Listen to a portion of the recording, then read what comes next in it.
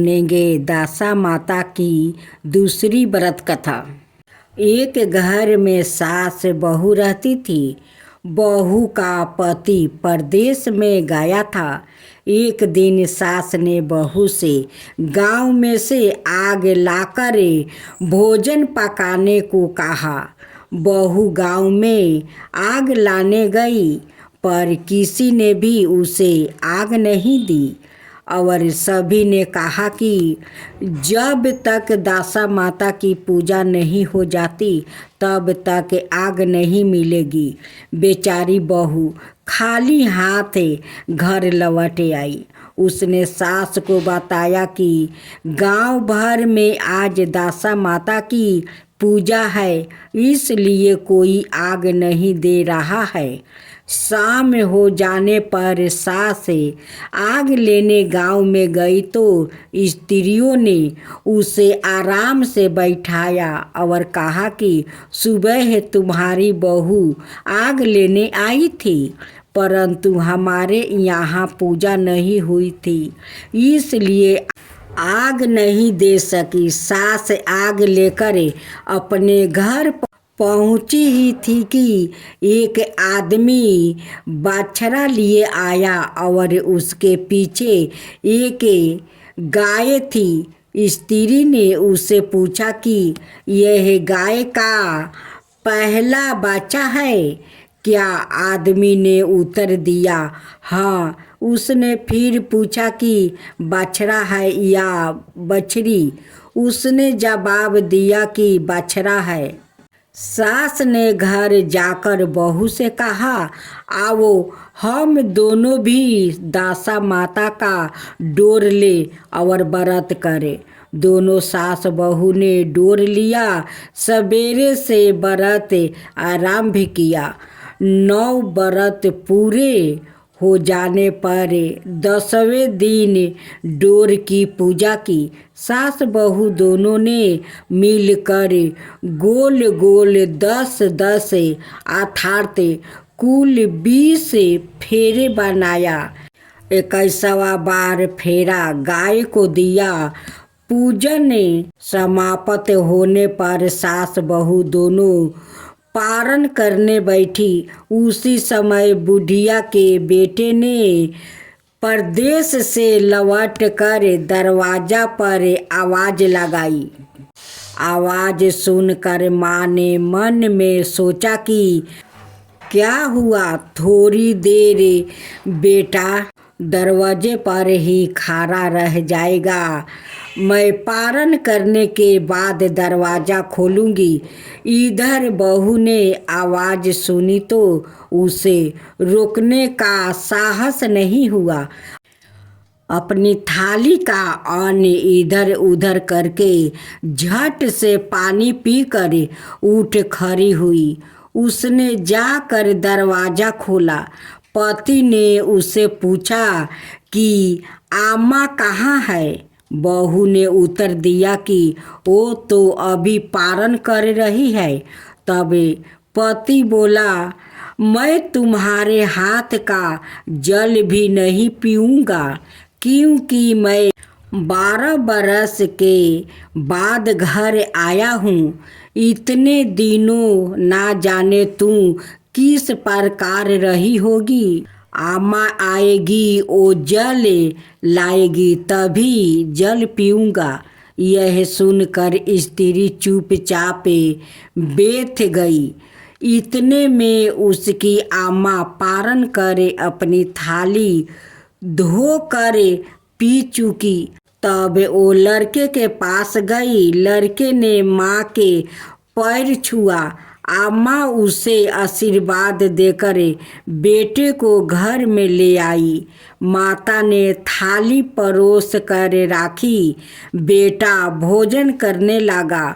उसने हाथ में पहला गरस ही लिया था कि फेरों के टुकड़े जो बहू ने अपनी थाली में फेंक दिया था अपने आप बेटे के सामने आने लगे। बेटे ने माँ से पूछा, यह सब क्या हो रहा है? बोली, मैं क्या जानूँ बेटा, बहू जाने। यह सुनकर बेटा आग बबूला होकर बोला, ऐसी बहू मेरे किस काम की, जिसके चरित्र की तुम साक्षी नहीं हो, उसको मैं घर में नहीं रख सकता। इसे अभी घर से निकालो। यदि यह घर में रहेगी तो मैं घर में नहीं रहूँगा। माँ ने बेटे को व्रत के पालन का सब हाल बताकर हर तरह से समझाया, परंतु वो मानने को तैयार नहीं हुआ। वो यही कहता रहा कि इसे घर से बाहर करो तो मैं रह सकता हूँ। माँ ने सोचा बहू को थोड़ी देर के लिए बाहर कर देती हूँ। जब लड़के का गुस्सा उतर जाएगा तब बहू को बुला लूँगी।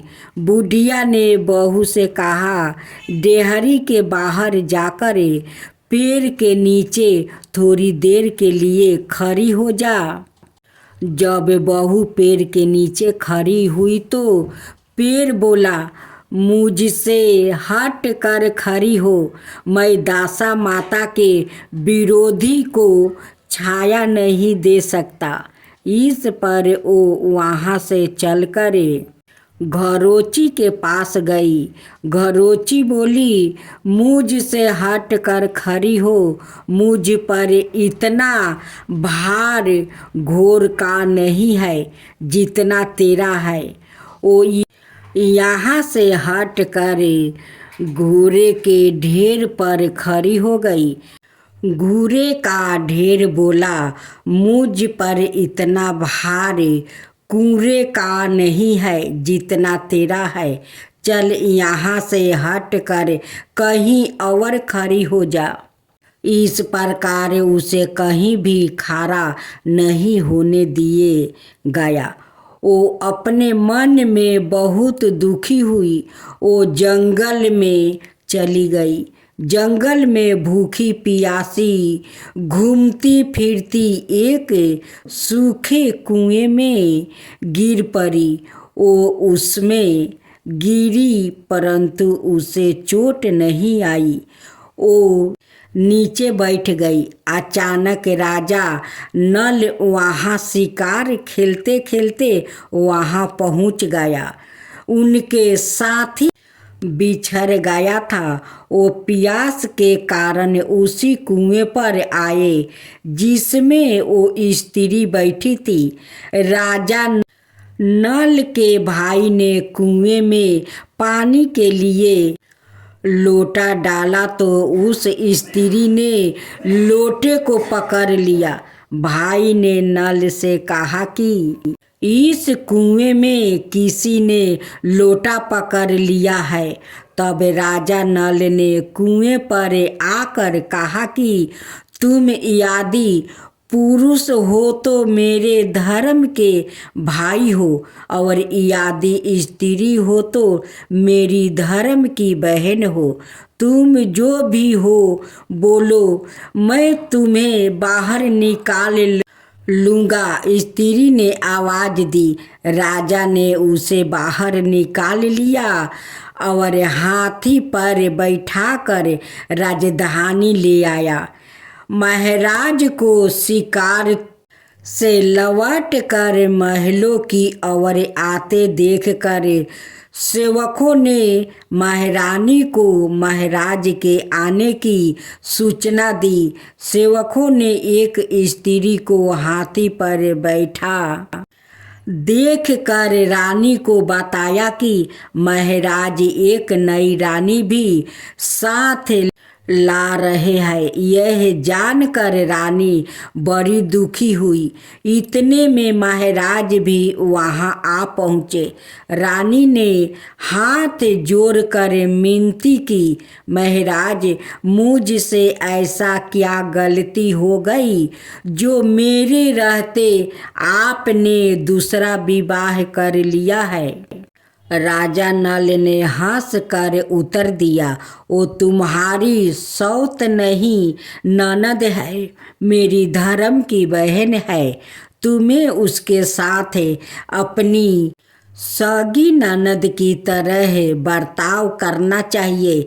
यह सुनते ही महारानी का मुख प्रसन्नता से कमल की भांति खिल उठा।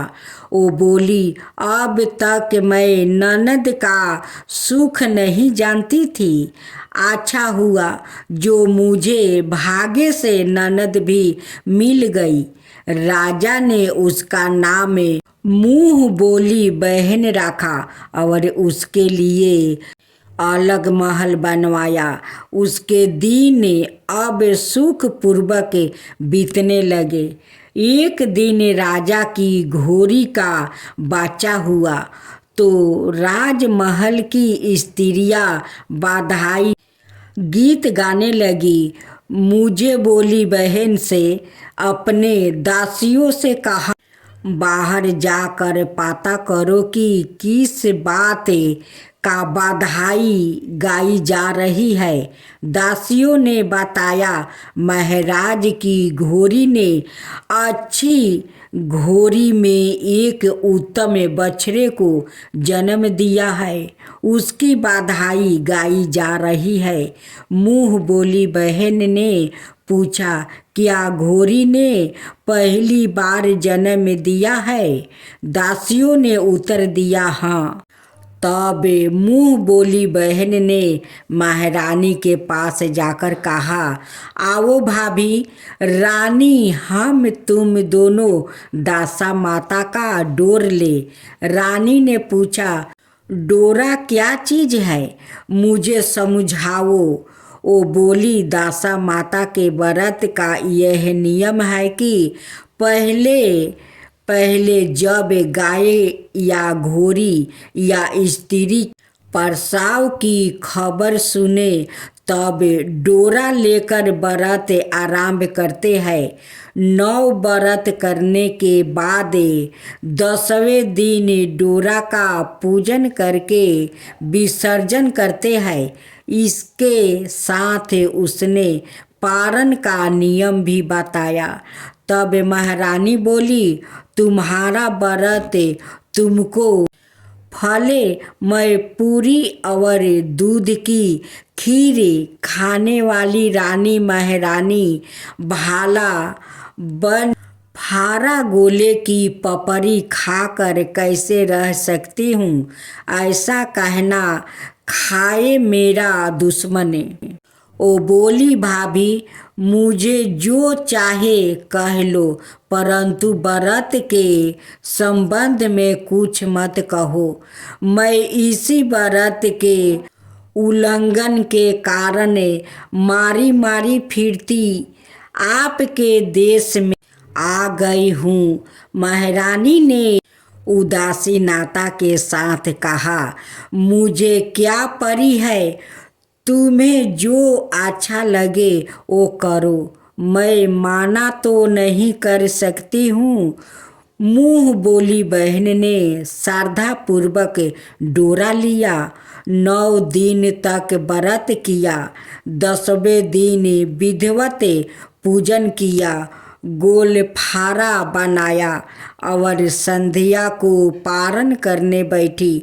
उसी समय उसके पति को अचानक कुछ प्रेरणा सी हुई और वो अपनी माता से आज्ञा लेकर अपनी पत्नी को ढूंढने चल दिया। घूमता फिरता वो राजा नल की राजधानी में पहुंच गया और अपनी अपनी पत्नी का पता लगाने लगा। उसने एक कुएं पर कुछ औरतों को बात करते देखा। एक कह रही थी, राजा की मुंह बोली बहन बहुत ही सुंदर ही स्त्री है, आजकल उसी का किया हुआ सब कुछ होता है। दूसरी स्त्री बोली, वो सुंदर होने के साथ साथ धर्मात्मा भी है। जब से आई है तभी से उसने सादा व्रत खोल रखा है। उसके दरवाजे से कोई भी बेआकित खाली हाथ नहीं लौटता है। तीसरी स्त्री बोली, वो जैसी धर्मात्मा है वैसा ही सदाचारणी भी है। चौथी स्त्री बोली, वो सदाचारणी और सबर प्रिया भी है, सारी प्रजा उससे खुश है। पांचवी स्त्री बोली, यह सब तो सही है, परंतु अब तक यह पता नहीं चला कि वो कौन है और कहाँ की रहने वाली है। उन औरतों की बात सुनकर वो साधु के भेष में राजा नल की मुँह बोली बहन के महल के द्वार पर जा पहुँचा। वहाँ उसने भिक्षा के लिए आवाज़ लगाई तो द्वारपाल उसे भिक्षा देने लगा। उसने द्वारपाल के हाथों से भिक्षा लेने से मना कर दिया और बोला, भिक्षा देने वाली स्वामिनी के हाथ से ही भिक्षा ग्रहण करूँगा, नहीं तो अपने रास्ता चल दूँगा। तब द्वारपाल ने उससे कहा, इस समय वो दासा माता का व्रत करके पारण कर रही है, पारण समाप्त होने के बाद ही वो तुमको भिक्षा दे सकती है, तब तक तुम इंतजार करो। वो चुपचाप बैठ कर इंतजार करने लगा। पारण कर लेने के बाद वो मुट्ठी भर मोती लेकर आई, परंतु सामने अपने पति को पाला फैलाए देखकर वो मुस्कुराती हुई लौट गई। दोनों ने एक दूसरे को पहचान लिया था। महारानी ने मुंह बोली ननद को मुस्कुराते देखकर कहा, जब से तुम आई हो आज तक मैंने मुस्कुराते नहीं देखा। आज इस साधु को देखकर हंसने का क्या कारण है? मुंह बोली बहन ने उत्तर दिया कि वो साधु हमारे घर का ही है। रानी ने पूछा, तब वो ऐसा क्यों आया है? उसने कहा, वो अभी मेरा पता लगाने आया है। महारानी ने राजा नल से कहा, तुम्हारी मुंह बोली बहन के घर के लोग आया है। राजा ने कहा, उससे कह दो कि अभी यहाँ से घर जाकर वहाँ से हमारी हैसियत से आया है, तब मैं बहन की विदाई करूँगा। राजा नल की मुँह बोली बहन का पति घर जाकर अपनी माँ से बोला, तुम्हारी बहू राजा नल के यहाँ उसकी बहन बनकर रह रही है। वो रोज सादा व्रत करती है और नियम धर्म से दिन बिताती है। तब उसकी माता ने उसे आज्ञा दी कि बहू को ले आओ। वो डोली पीनस बाजे गाजे कह कर आदि के साथ यथचित सज धज कर राजा नल की राजधानी को चल दिया। राजा ने उसका यथचित आदर सत्कार किया और कुछ दिन मेहमानी में रख कर विधि पूर्वक बहन की विदाई की। जब वो महल के बाहर निकल लगी तो महल भी उसके पीछे पीछे चलने लगा। तब महारानी बोली, ननद जी तुम चली और मेरा महल भी ले चली, जरा पीछे मुड़ कर तो देखती जाओ। जयो ही उसने मुड़ कर पीछे की ओर देखा तो राजा का संपूर्ण राजसी वैभव अचानक लुप्त हो गया। राजा की मुंह बोली बहन तो अपने पति के साथ आनंद से रहने लगी, परंतु राजा नल और रानी का यह हाल हो गया कि वो दोनों कमरी के थरी ओढ़े फिरने लगे। उनके भोजन लाए में पत्ते खराने लगे। राजा नल ने रानी से कहा, अब हमें यहाँ से कहीं दूसरी जगह चल जाना चाहिए। रानी पतिव्रता स्त्री थी, उसने राजा की आज्ञा मान ली। चलते चलते वो एक गांव के पास पहुंची। वहां पर बेरी के पेड़ पर बेर लगे हुए थे। राजा रानी दोनों भूख से उन्होंने बेरों को उठाया तो बेरों लोहे के हो गया। इस प्रकार राजा रानी जिस वस्तु को भी हाथ लगाते वो कंकर पत्थर में बदल जाती थी। इतने पर भी राजा रानी आगे बढ़ते गए। रास्ते में उन्हें एक व्यापारी मिला। व्यापारी ने राजा रानी को पहचान लिया। उसने राजा रानी के भोजन के लिए शेर भर आटा दिया। वो आटा लेकर नदी के किनारे गया। वहाँ रानी भोजन बनाने लगी और राजा नल स्नान करने चले गए। उस नदी में मछुआरे मछलियाँ पकड़ रहे थे।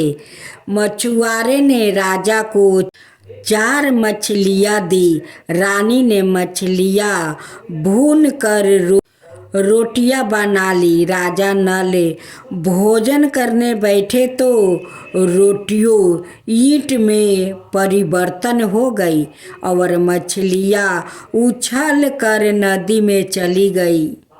वहाँ से चल कर राजा रानी अपनी मुंह बोली बहन के यहाँ गई।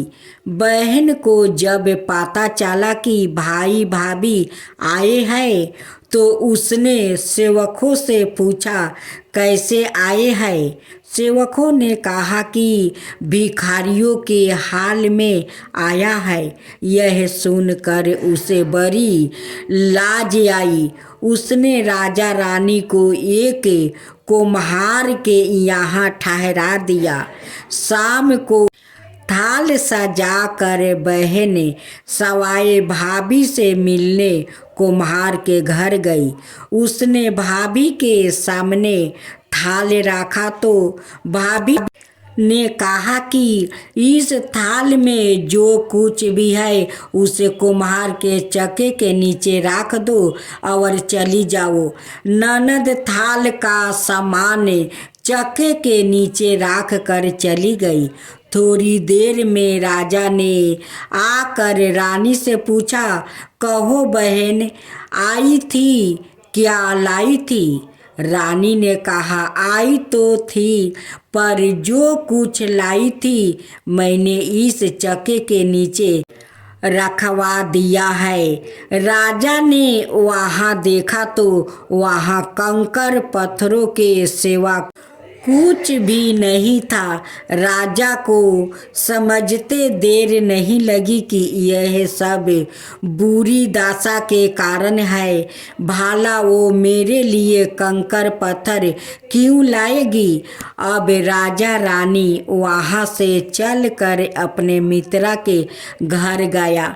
मित्रा को लोग से पता चला तो उसने उनसे पूछा, कैसे आना हुआ है?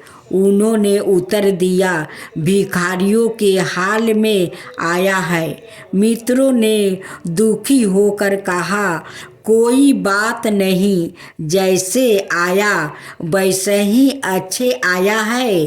आखिर मित्रा है। उन्होंने महलों में ले आया। मित्रों ने उन दोनों को स्वागत किया। स्वादिष्ट भोजन करवाया। एक कमरे में उनके लिए पलंग बिछवा दिया। उस कमरे में एक खूंटी पर नौलाखा हार टांगा था। आधी रात के समय राजा तो सो गया, परंतु रानी जाग रही थी। रानी ने देखा कि हार वाली खूंटी के पास दीवार में एक मोर का चित्रा बना हुआ है। मोर धीरे धीरे हार को निगल रहा है। रानी ने राजा को जगा कर घटना दिखाया। राजा ने सोचा यहाँ से चुपचाप भाग चलना चाहिए, नहीं तो सवेरे चोरी का कलंक लगेगा। तब मित्रा को क्या मुख दिखाऊंगा। बेचारा राजा और रानी में ही उठकर जंगल की तरफ चल गया। दोनों चलते चलते एक दूसरे राजा की राजधानी में पहुंचा गया। वहां अतिथि और भिखारियों को सादा व्रत दिया जाता है। वो दोनों भी सादा व्रत लेने गया, परंतु उस समय सादा व्रत बंद हो चुका था। वहाँ के अधिकारियों ने कहा, यह लोग ना जाने कहाँ के अभागे आए हैं कि इन्हें देने के लिए कुछ भी नहीं बचा, फिर भी इन्हें एक एक मुट्ठी चने दे दो। उन्होंने इस प्रकार से अनादर कड़वी बातों सहित दान लेना अस्वीकार कर दिया। वो दान दक्षिणा की निंदा करते हुए बोले कि ऐसी कंजूसी है तो सादा व्रत देने का नाम ही क्यों करता है। दंछय बोला, यह तो बड़ा घमंड भिक्षुक लगता है। भीख भी मांगता है और गाली भी देता है। इनको हवलाद में डाल दो। इस प्रकार दोनों को एक कोठरी में बंद कर दिया गया। एक एक मुट्ठी चने दोनों को खाने के लिए मिलने लगे। जिस कोठरी में राजा रानी बंद किया गया था, उसी के पास आम में रास्ता था। एक जमादारनी राजा की घोरशाला साफ कर उसी रास्ते से निकला करती थी। एक दिन वहाँ बहुत देर से निकली। रानी उससे पूछने लगी कि आज तुम्हें इतनी देर कैसे हो गई। वो बोली कि आज राजा की घोड़ी की बछड़ा हुआ था, उस टहल में देर हो गई। रानी ने पूछा कि घोड़ी का पहला प्रसव है क्या। जमींदारनी ने बताया।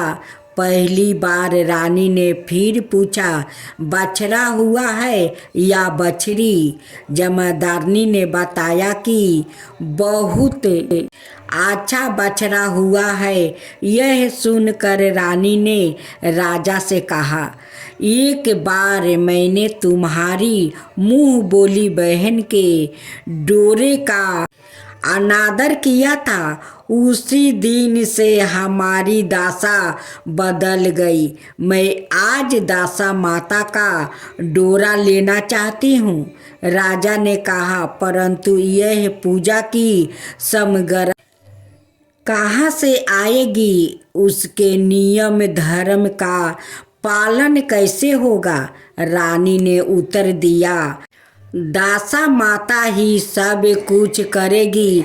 मैं तो उन्हीं का नाम लेकर डोर लेती हूँ, फिर जो होगा देखा जाएगा।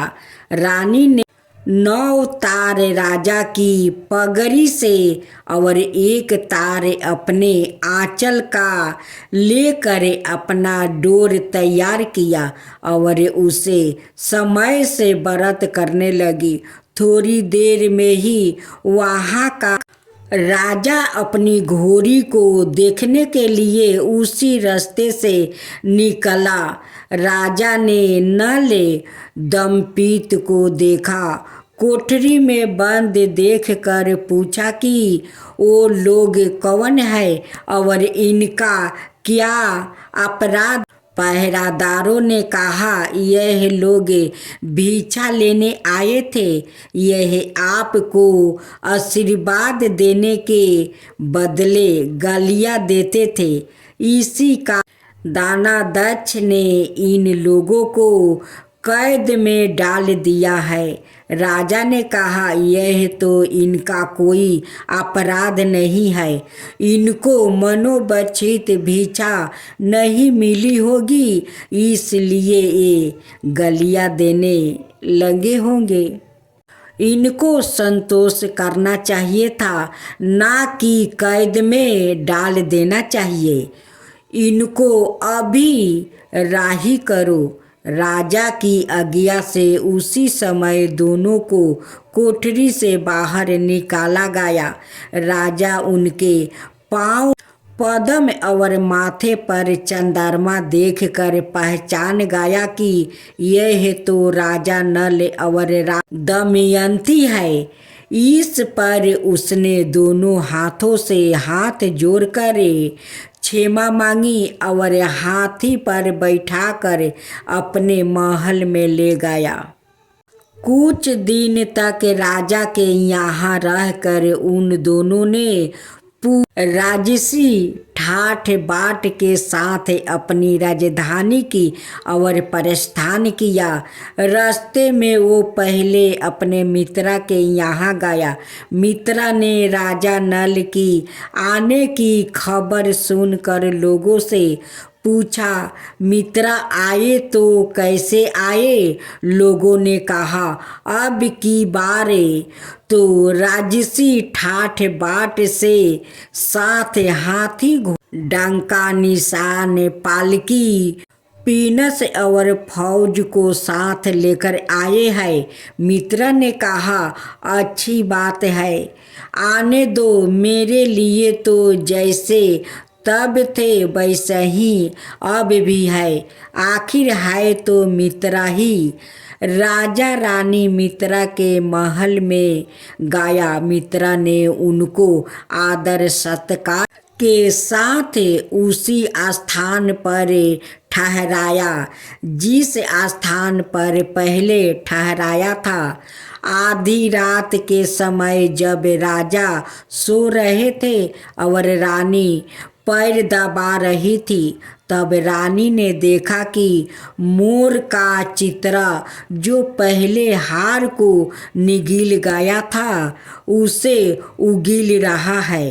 रानी ने राजा को जगाकर दर्शय दिखाया। राजा नल ने अपने मित्रा को बुलाकर यह दिखाया। मित्रा बोला कि मैंने तब भी तुमको चोर नहीं समझा था और ना अब समझता हूँ। यह दर्शय तुम्हारी बुरी दशा का फल है। आप निर्चित रहिए, मेरे मन में कोई मैल नहीं है। मित्रा के यहाँ से चलकर राजा रानी अपनी मुँह बोली बहन के यहाँ गया। उसने सुना राजा भैया आ रहे हैं तो उनसे लोगों से पूछा, कैसे आ रहे हैं? लोगों ने कहा, जिस प्रकार राजा का आना चाहिए उसी प्रकार से आ रहे हैं। उन्होंने कहा, उनको मेरे महल में ले आओ। जब राजा नल का हाथी बहन के महल की ओर, तब रानी ने कहा, आप अपनी बहन के घर जाइए, मैं तो उसी कुम्हार के घर रहूँगी जिसके पहले ठहरी थी। राजा ने कहा, जिस कारण इतने दुख उठाया तुम फिर उस झगड़ा मोड़ लेना चाहती हो, यह तुम अच्छा नहीं कर रही हो। परंतु रानी नहीं मानी। वो कुम्हार के घर ही ठहरी, राजा बहन के घर चले गए।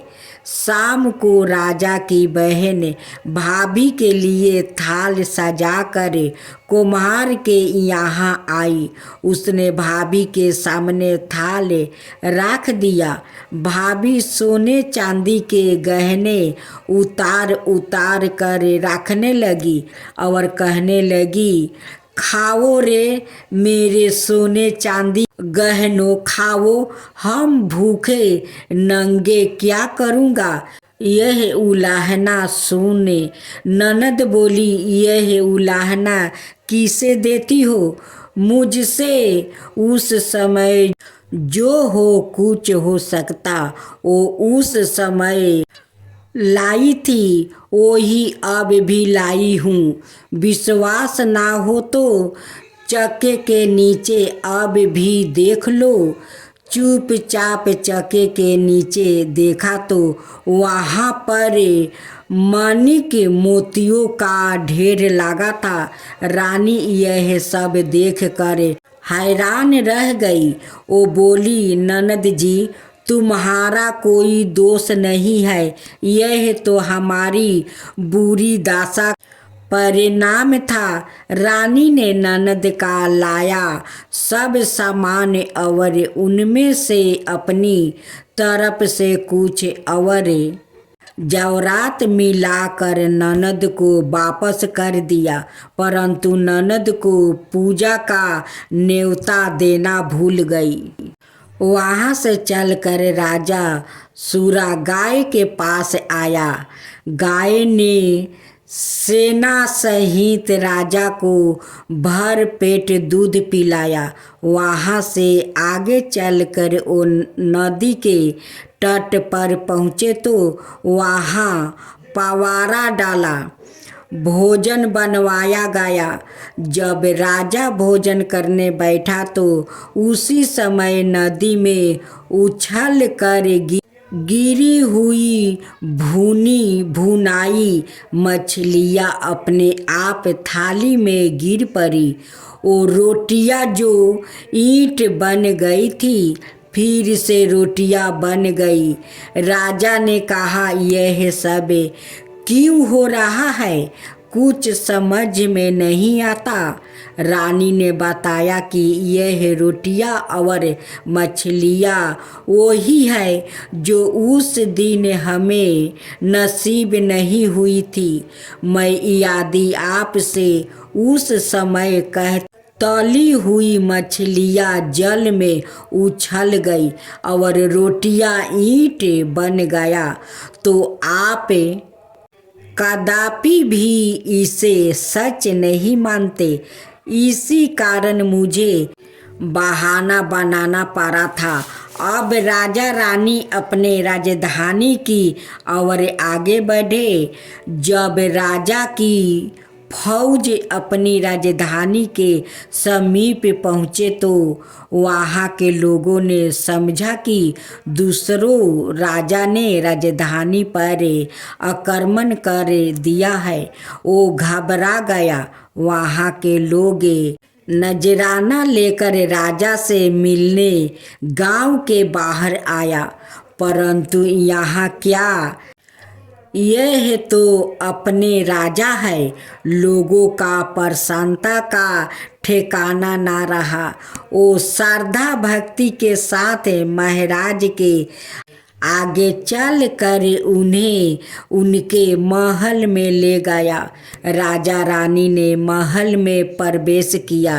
रानी ने तुरंत दासा माता की पूजा का प्रबंध किया। उसने उस पूजा में नगर की सब सौभाग्यवती स्त्रियों को बुलाया। भगवती के भोग के लिए सब प्रकार के पकवान बनाए गए। आटे की 10 बतिया, 10 शक्कर की गुंजिया और 10 8वां सुहागिनों के आंचल में डाली। सुहागिनों का श्रृंगार करके दासा माता की पूजा आरंभ हुई। कलश स्थापित करके दीपक को जलाया गया, परंतु उसकी बत्ती जल नहीं। इस पर पंडितों ने कहा कि कोई न्योता पाने वाला निमंत्रणे को तो नहीं रह गया है। स्मरण किया जय उसके अपने पर दीपक जल जाएगा। रानी ने सोच विचार कर बताया कि ननद न्योतने से रह गई है। पंडितों ने कहा कि उसे फौरन बुलाया जाए। राजा ने अपना दूतगणमयी रथ भेज कर अपने मुँह बोली बहन को बुलवाया। उसके आते ही कलश का माणिक दीपक प्रज्वलित हो गया। बड़ी धूमधाम से पूजा की गई। अंत में सुहागिनों को भोजन करवा कर विदा किया गया। उसी समय राजा ने राज्य में आज्ञा जारी की, मेरी प्रजा के लोग दासा माता का व्रत किया करो। भगवती माता ने जिस प्रकार राजा नल के दिन फेरे, उसी प्रकार सबके दिन फेरे।